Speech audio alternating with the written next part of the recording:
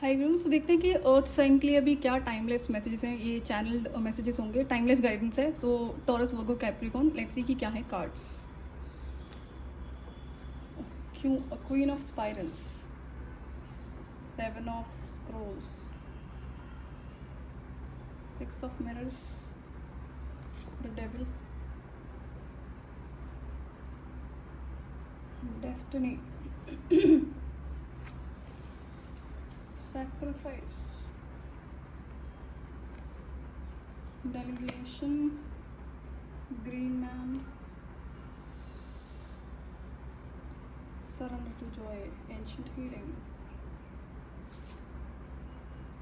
the sun,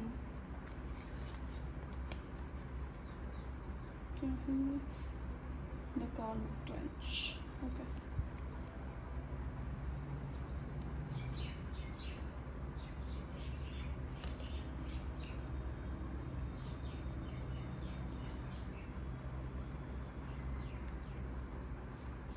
एक second, earth science.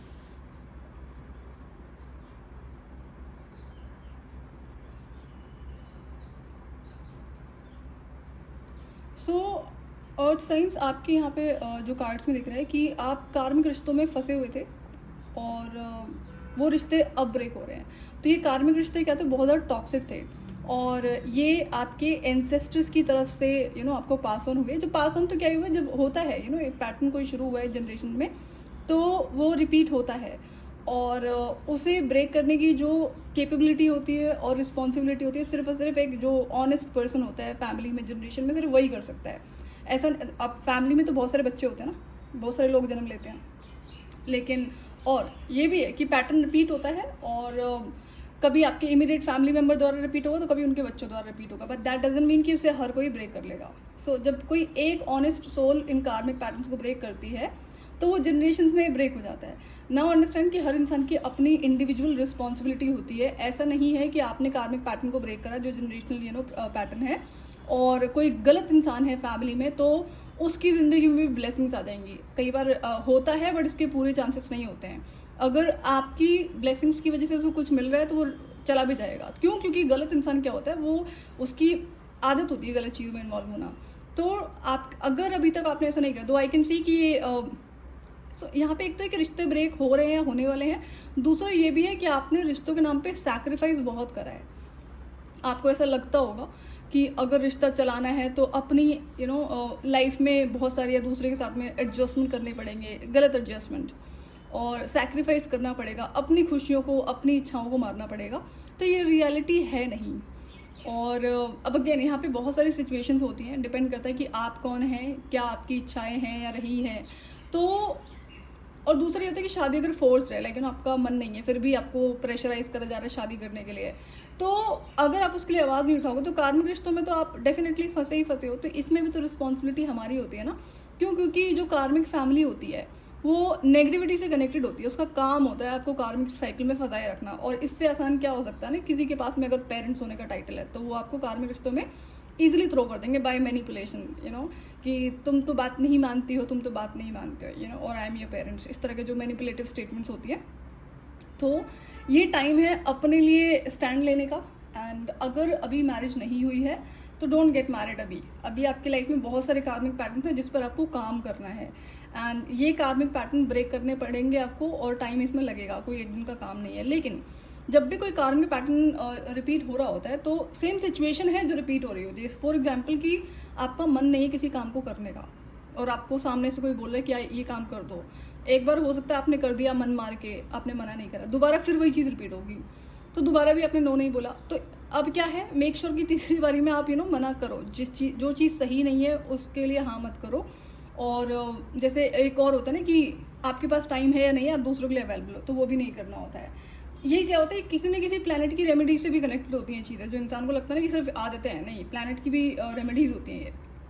तो अपनी खुशियों को मत मारो किसी भी रिश्ते के लिए। आप केपेबल हो एंड आप टैलेंटेड भी हो। अब कार्मिक पैटर्न के साथ साथ में आपको कई सारे एंसेस्ट्रल गिफ्ट भी पास ऑन हुए हैं। आई कैन सी एक सेकेंड कि आपके पास में विजडम है और मेच्योरिटी है। बहुत यंग एज में आप मेच्योर हो गए हैं because you are an old soul. And आप हो सकता है कि बहुत फिजिकल ब्यूटी भी हो, आप हो सकता है मॉडलिंग में हो, that what I can C, may be modelling या फिर इन्फ्लुएंसिंग, जहाँ पर जो आपका फेस अवेलेबल होता होगा, लोग देखते होंगे। तो कुछ ऐसी सी चीज़ें हैं। तो मेक श्योर कि किस लिए करा ना आपने ये कॉम्प्रोमाइज़, जो भी अपने रिश्तों में करा है, ये जो रीज़न है, इस पे सवाल जवाब नहीं करते हैं लोग, यही मेन इशू है। कोई आपसे चाहता है कि आप इसे छोड़ दो, जो काम आप कर रहे हो, जिससे आपका कोई नुकसान नहीं हो रहा, दूसरे इंसान का कोई नुकसान नहीं हो रहा, और आप सेफ एंड प्रोटेक्टेड भी हैं, सही तरीके से आप अपनी ज़िंदगी में चल रहे हैं आगे, तब भी उस काम को करने के लिए मना करा गया। क्यों? किसी ने चाहा कि कोई आपकी जो खुशी है वो आपसे छीन ली जाए रिश्तों के नाम पे, तो आपने होने दिया। तो इसको आपको स्टॉप करना होगा। This is one of the कार्मिक लेसन। एंड अब अगर क्या होता है कि अगर अचानक से अब चीज़ें बहुत ज़्यादा केओटिक हो गई हैं, जो अभी तक जिन रिश्तों में आपने एंटर करा, लोग एंटर हो गए और वो चलता आ रहा है ना, एंड अचानक से बहुत ज़्यादा केओटिक हो गया है, तो आपका क्या होता है, एक इंसान की लिमिट होती है बर्दाश्त करने की, वो ऑलमोस्ट ख़त्म है। तो अब चीज़ें एकदम से ब्रेक होंगी। This is what I can सी। तो आपको ध्यान रखना होगा कि ये अगर अब इस सिचुएशन में आप ये सवाल करोगे कि मेरे साथ ही क्यों, रादर कि ठीक है गलत रिश्ते हैं, आपको किसी ने ज़बरदस्ती तो नहीं ढकेला ना उसमें कि हाथ पकड़ के बिठा दिया रिश्तों में, चाहे शादी है कोई और रिश्ता है, किसी ने बोला और आपने हाँ कर दिया, किसी ने आपको प्रेशराइज करा, मैनिपुलेट करा और आपने हाँ कर दिया, उस प्रेशर में हाँ कर दिया। तो इन चीज़ों पे कंट्रोल लगाना है। तो ये सारी चीज़ें क्या होती हैं, आपके हाईएस्ट गुड के लिए हैं। एंड कुछ चीज़ें डेस्टाइंड है एंड नाउ अंडरस्टैंड, कुछ चीज़ें यहाँ पे बहुत ऐसी होंगी जो बहुत ज़्यादा ट्रॉमेटिक, पेनफुल होंगी, केओटिक होंगी, but no, it was part of destiny. Now part of destiny का मतलब ये नहीं होता कि आपने कुछ पिछले बुरे कर्म कर रहे थे, नहीं। आई एम रिपीटिंग अगेन, आपके एंसेस्टर्स की लाइफ में ये चीज़ें रिपीट हुई हैं और आप वो चीज़ कैरी कर रहे हैं। डीएनए के थ्रू हम हर चीज़ कैरी करते हैं, अच्छी बुरी, ब्लेसिंग्स भी, तो एंड पावर्स भी, डिपेंड करता है कौन सी जनरेशन से कैसे आप आ रहे हैं। तो यही है कि ये सवाल करने के बजाय कि आप ही के साथ क्यों, और ये तो जो जनरली लोग बता देते हैं ये पिछले जन्म के बुरे कर्म, ऐसा नहीं है, पास ऑन हो रहा है।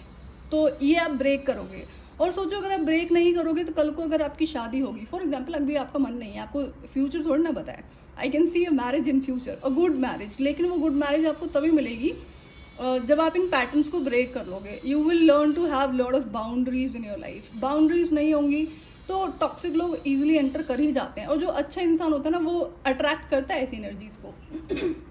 इसलिए नहीं कि उस इंसान को हीलिंग की ज़रूरत है, जो टॉक्सिक इंसान है उसका सबसे इजी टारगेट आप होते हैं। अंडरस्टैंड कि ये कुछ कलेक्टिव लेवल पे चल रहा है, सो मेक श्योर कि ये चीज़ें अब लाइफ में रिपीट ना हो। यहाँ पर एक और मैसेज है कि कई बार क्या होता है कि आपने, अगर आप बोलते नहीं हो तो बोलने का टाइम है अभी है, और अगर आप बहुत बोलते हो तो साइलेंस मेंटेन करने का टाइम है। हर बार ज़रूरी नहीं है कि किसी को जवाब बोल कर ही दिया जाए, बताया जाए। This is again typical lesson, कार्मिक लेसन है कि अगर आप हमेशा से बोलते हुए आए हैं और लोग स्टिल कंटिन्यू करते हैं, आपको आर्ग्यूमेंट्स में इन्वॉल्व करते हैं, तो अब दूसरे तरीके से इसे हैंडल करना है। साइलेंस करो, जवाब ही मत दो, रिएक्ट ही मत करो, रिस्पॉन्ड ही मत करो, इग्नोर करो। अगर कोई कुछ ऐसे बोला तो उसे ऐसे प्रिटेंड करो जैसे मुझे फ़र्क नहीं पड़ा, मैंने सुना ही नहीं, and have a smile on your face in front of them, see how it places them. तो इससे क्या होगा, कुछ और नई चीज़ें आपको देखने समझने को मिलेंगी। लेकिन अगर अभी कुछ चीज़ों में आप कंफ्यूज्ड हो किसी इंसान के बारे में, स्पेशली यहाँ पे इंसान के बारे में दिख रहा है, कोई सिचुएशन नहीं दिख रही है, तो साइलेंस मेंटेन करोगे, ऑब्जर्व ज़्यादा करोगे तो वो क्लैरिटी आपको मिलेगी। And listen to your intuition.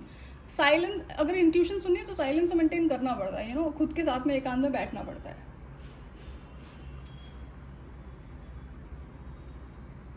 Okay, and हो सकता है कि आपकी अवेकनिंग ऑलरेडी शुरू हो चुकी है।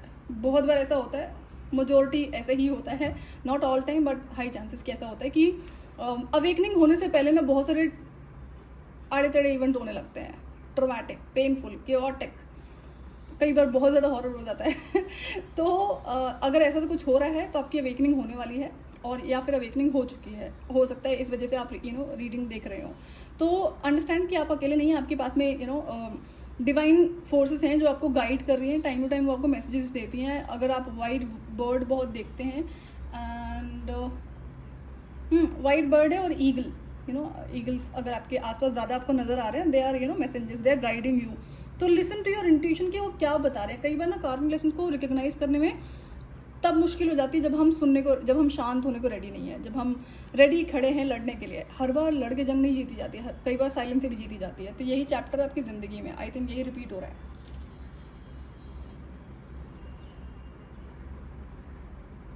आपका कोई बड़ा पर्पज़ है फॉर श्योर, एंड जो कि डेस्टिनी से कनेक्टेड है, and though I am not suppose to tell you but I can see some sort of यहाँ पे डेस्टाइन कनेक्शन है.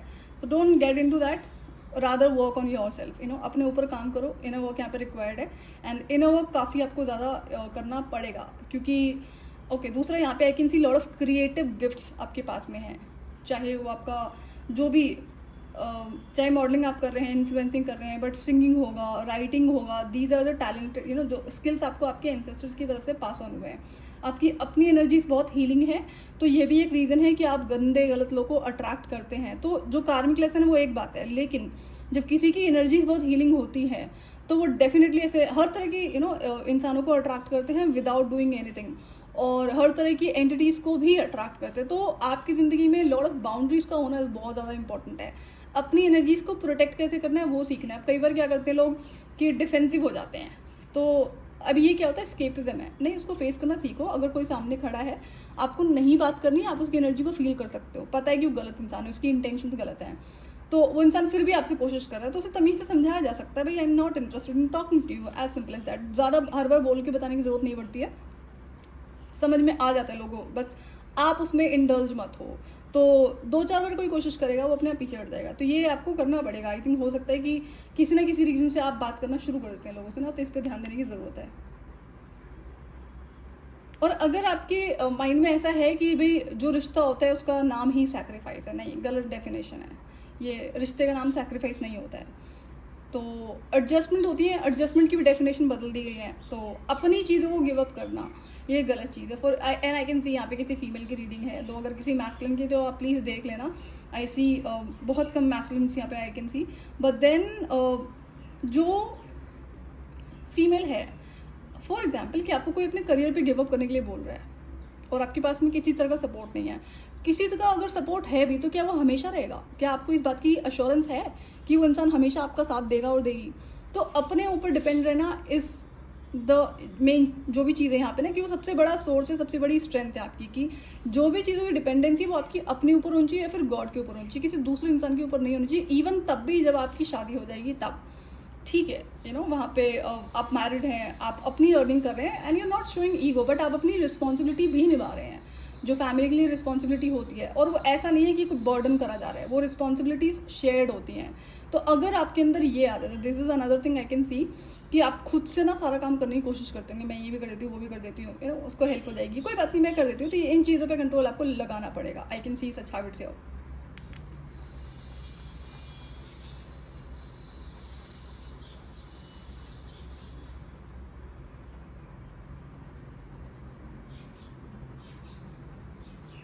आपको गाइडेड की ना, आप रेकी हीलिंग सीख लो. आपको रेकी हीलिंग बहुत हेल्प करेगी एनर्जी क्लेंजिंग में, एनर्जीज को प्रोटेक्ट करने में. And you can also invoke certain, जैसे जो आर्कएंजल्स होते हैं, आर्कएंजल माइकल हैं, आर्कएंजल जैड के लिए यहाँ पे बोला जा रहा है आपको. तो इनके साथ में इनको आप प्रेयर करा करो. कोई चीज़ अगर आपको नहीं समझ में आ रही है, कोई हेल्प चाहिए, तो बोलना सीखो. अगर आप बोलते नहीं हो ना कि नहीं भगवान जी हेल्प करेंगे, वो तो देख ही रहे हैं, तो यहाँ पे एक और लेसन होता है, you have to ask for it. अभी तक आपको सपोर्ट मिलता हुआ आया होगा डिवाइन से, लेकिन आपने शायद रिकग्नाइज नहीं करा है तो बहुत अच्छी बात है. बट अब ये टाइम है कि you have to ask for that help. कुछ चाहिए तो बोलो, एंड अपने एक्शंस आपको लेने पड़ेंगे.